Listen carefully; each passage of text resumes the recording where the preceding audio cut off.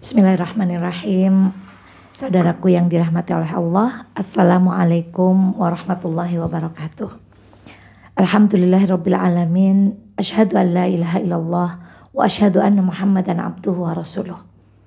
Mari sejenak kita kosongkan hati kita kosongkan pikiran kita untuk menjemput hidayah dan rahmat Allah melalui majelis ilmu yang singkat ini. Dan mari pada kesempatan ini kita belajar dari kisah-kisah pendahulu kita yang luar biasa. Dan insya Allah kali ini kita akan belajar tentang sebutir telur dan terhalangnya doa penduduk Baghdad. Dikisahkan ada seorang khalifah yang menguasai Irak yang bernama Hajjaj bin Yusuf As-Saqafi. Setelah ia menguasai Irak, dia selalu menempatkan gubernur-gubernur yang zalim di Baghdad. Tetapi anehnya gubernur zalim itu tidak pernah bertahan lama.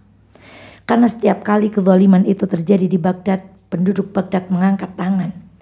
Lalu Allah dengan cepatnya mengabulkan doa-doa setiap penduduk Baghdad. Hajjaj bin Yusuf pun heran mengapa pejabat yang ditempatkan di Baghdad tidak pernah awet. Lalu ia mulai berpikir untuk membuat tipu daya bagi penduduk Baghdad waktu itu. Ia pun membuat pengumuman bagi seluruh penduduk Baghdad untuk membawa sebutir telur, lalu mereka berkumpul di sebuah alun-alun yang besar.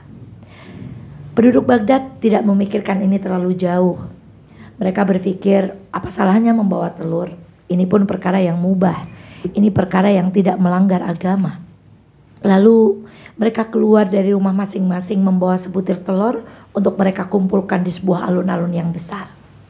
Tanpa mereka sadari bahwa ini adalah tipu daya dari Hajjaj bin Yusuf As-Saqafi. Semua penduduk membawa telur, lalu diminta meletakkan telur itu di sebuah tempat yang lebar dan mereka diminta kembali ke rumahnya masing-masing. Keesokan harinya, Hajjaj meminta seluruh penduduk Baghdad untuk kembali datang ke alun-alun dan mengambil telur yang telah mereka kumpulkan di tempat itu.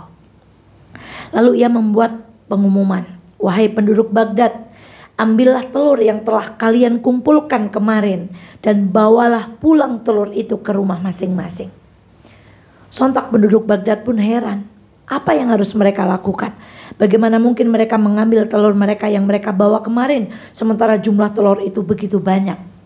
Akhirnya mereka berpikir singkat, sudahlah, yang penting ngambil telur ke rumah, bawa telur satu-satu sebagaimana keadaan mereka ketika mereka mau berangkat mengumpulkan telur. Semua berpikir sama. Mereka pun akhirnya mengambil telur dan jelas yang mereka ambil adalah bukan telur mereka masing-masing. Mereka pulang. Di beberapa minggu kemudian Hajjaj menempatkan gubernur baru di Baghdad. Masih sama, gubernur itu tetap dengan kezalimannya, dengan keburukan perangainya. Lalu penduduk Irak kembali mengangkat tangannya kepada Allah Subhanahu wa Ta'ala. Tapi kali ini mereka heran, kenapa Allah tidak juga mengabulkan doa-doa mereka? Kenapa Allah tidak juga mendengar permintaan mereka dan kezaliman itu terus berlangsung? Sampai akhirnya mereka menyadari bahwa ada hal yang salah yang mereka lakukan. Lalu mereka datang kepada seorang ulama bertanya apa kiranya yang menyebabkan doa-doa mereka itu tidak diijabah oleh Allah Subhanahu wa Ta'ala. Kemudian ulama itu bertanya tentang kejadian-kejadian di kota Baghdad. Terdapatlah kesimpulan bahwa ternyata telur yang mereka bawa pulang dan itu bukan milik mereka. Itulah yang menyebabkan doa-doa mereka terhalang dari Allah Subhanahu wa Ta'ala. Maka saudaraku, kisah ini luar biasa. Mengambil hak orang lain, memakai hak orang lain, mengambil sesuatu yang bukan milik kita, ternyata menjadi penghalang doa terbesar kita kepada Allah Subhanahu wa Ta'ala. Penduduk Baghdad yang tadinya doanya dikabulkan oleh Allah menjadi tidak dikabulkan oleh Allah karena mereka mengambil sedikit saja, hanya sebutir telur, tapi itu bukan milik mereka. Lalu bagaimana dengan kita? Maka saudaraku, di kesempatan kali ini mari kita bermuhasabah. Jangan-jangan ada hak orang lain yang masuk ke rumah kita. Jangan-jangan ada yang milik orang lain yang ikut bersama dengan sengaja atau tidak sengaja ke rumah kita. Maka mari kita bersihkan harta kita. Kita pastikan tidak ada hak orang lain yang kita ambil dengan zalim. Hal ini senada dengan apa yang disampaikan oleh Rasulullah. ketika Rasulullah mengisahkan ada seorang laki-laki yang berambut kusut, badannya, pakaiannya kumal. Ia berdoa kepada Allah, ya Rabb, ya Rabb. Tapi Allah berkata kepada baginda Muhammad, bagaimana mungkin aku mengabulkan doanya sementara pakaiannya haram, minumannya haram, makanannya haram. Lalu doa-doa itu hanya naik ke langit, kemudian dijatuhkan begitu saja oleh Allah tanpa pengabulan dari doa-doa laki-laki itu.